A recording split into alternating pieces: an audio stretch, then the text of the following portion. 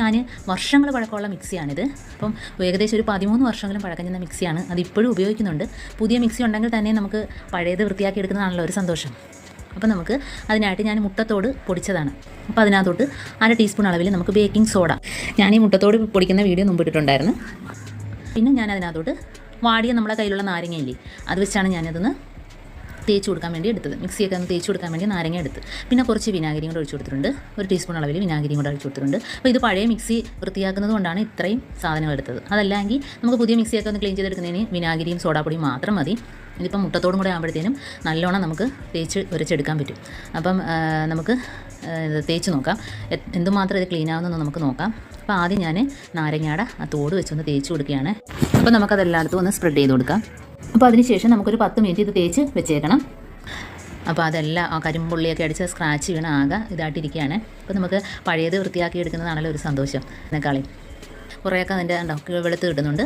പിന്നെ ആ കരിമ്പുള്ളി അടിച്ച ഭാഗങ്ങളൊക്കെ ഉണ്ടല്ലോ, സ്ക്രാച്ച് വീണ് ആ കറുത്ത ഭാഗങ്ങൾ മാത്രമേ ഉള്ളൂ പോകാനുള്ള ഇച്ചിരി പാട്. അപ്പോൾ നമുക്ക് അതിനകത്തൊക്കെ ബ്രഷ് വെച്ചൊന്ന് തൊട്ട് തേച്ച് കൊടുക്കാം.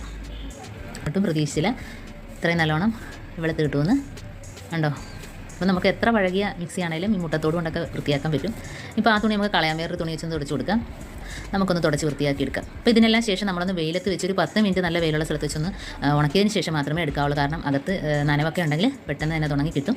അപ്പോൾ ഇതേപോലെ നമുക്ക് പഴക്കം ചെന്ന പാത്രങ്ങൾ, അപ്പോൾ ഞാനൊരു പാത്രം കൂടെ കാണിക്കുന്നുണ്ട്. ഇതേപോലെ ഇരുമ്പ് ചട്ടി നമ്മൾ ഇതേപോലെ കരി പിടിച്ച് കിടക്കുന്ന പാത്രങ്ങൾ അതൊക്കെ മുട്ടത്തോടുണ്ടെങ്കിൽ നമുക്ക് വൃത്തിയാക്കി എടുക്കാൻ പറ്റും. ഇപ്പോൾ നമ്മുടെ മിക്സി നല്ല ക്ലീൻ ആയിട്ടുണ്ട്. ഇനി ഒന്ന് വെയിലത്ത് വെച്ചൊന്ന് എടുത്താൽ മതി. ഇനിയിപ്പോൾ നമുക്ക് അടുത്ത ടിപ്പെന്ന് പറഞ്ഞാൽ കുക്കർ ഒന്ന് കരിഞ്ഞ് പിടിച്ച്, അപ്പോൾ അതൊക്കെ പെട്ടെന്ന് തന്നെ മുട്ടത്തോട് വെച്ച് തന്നെ ഇതേപോലെ ഒന്ന് തേച്ച് കൊടുത്താൽ മതി. ഇപ്പോൾ ഞാൻ അതിനകത്ത് സോപ്പ് പൊടി ഒന്നും ഉപയോഗിക്കുന്നില്ല, വെറും മുട്ടത്തോട് തന്നെ. മുട്ടത്തോട് നമുക്ക് പൊടിച്ച് വെച്ചാൽ ഇതുപോലെയുള്ള പാത്രങ്ങളൊക്കെ കരിഞ്ഞ് പിടിക്കുമ്പോൾ നമുക്ക് പെട്ടെന്ന് വൃത്തിയാക്കി എടുക്കാൻ പറ്റും.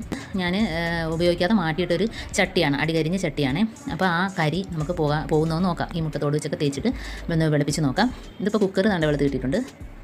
അത് വലിയ ബലമൊന്നും കൊടുക്കുന്നില്ല. ഞാനിങ്ങനെ ഒന്ന് തേച്ച് നോക്കുകയാണ് ഇത് വെച്ച് വെളുക്കുന്നുണ്ടോ എന്ന്. ഇപ്പോൾ മുട്ടത്തോട് നമ്മൾ കറിയൊക്കെ വെച്ചിട്ട് വെറുതെ കളയല്ലേ. അപ്പോൾ ഇതേപോലെയൊക്കെ ഒന്ന് ചെയ്ത് നോക്കുക. അപ്പോൾ ഇത്രയും ഞാൻ തേച്ച് വെളുപ്പിച്ചിട്ടുണ്ട്.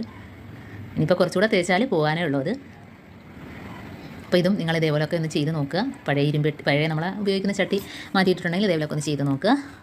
ഇനിയിപ്പോൾ നമുക്ക് രാത്രി കിടക്കാൻ നേരം ഇതുപോലെ വാഷ് ബേസിനൊക്കെ ഒന്ന് വൃത്തിയാക്കി, പിന്നെ മറ്റേ സിങ്ക് ഒന്ന് വൃത്തിയാക്കിയതിന് ശേഷം നമുക്ക് അതിനകത്തോട്ട് കുറച്ച് വിനാഗിരിയും അതേപോലെ നമ്മളെ കയ്യിൽ നാരങ്ങാത്തോട് ഉണ്ടെങ്കിൽ അതും അതിനകത്തോട്ട് ഇട്ടിട്ട് ഒരു പാത്രം വെച്ച് അടച്ചു കൊടുക്കുക. നമുക്ക് രാവിലെ ആകുമ്പോഴത്തേനും അതിനകത്ത് പല്ലിയല്ലോ മറ്റേ ചെറിയ പാറ്റ, ഉറുമ്പ് ഇതെല്ലാം അതിനകത്ത് നിന്ന് കയറി വരും. അപ്പോൾ ഇങ്ങനെ ചെയ്ത് നോക്കിയാൽ അങ്ങനെയുള്ളൊരു ശല്യമേ കാണത്തില്ല.